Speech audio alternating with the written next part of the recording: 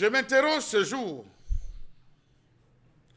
sur la question de l'interdiction des cours de samedi dans les établissements scolaires, dans le FACO.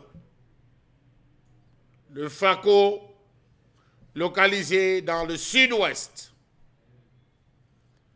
Comment comprendre cette mesure d'interdiction des cours du samedi dans les établissements scolaires, dans le FACO, lorsque l'on sait que les enseignants, autant pour moi, sont pratiquement en retard sur le programme dans ce secteur.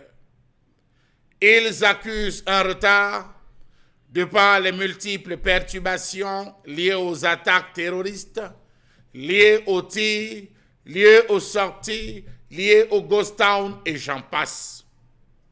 Pourtant, l'on sait que les cours de samedi sont souvent admis pour certains collèges et lycées qui invoquent la nécessité de couvrir entièrement les programmes scolaires, avec un jour en moins, notamment le lundi, mardi, mercredi, jeudi et vendredi.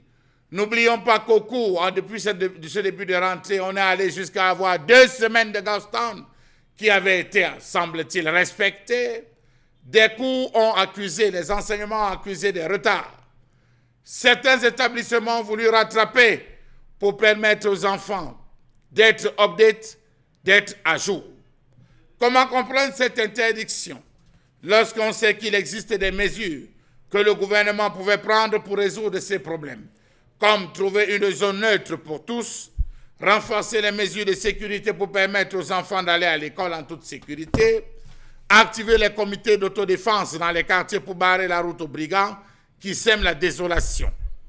Comment comprendre cette sortie du délégué départemental des enseignements secondaires du FACO qui exige que les écoles adoptent le processus d'apprentissage en ligne, le e-learning, que désormais dans le FACO, pour rattraper, on passe en e-learning.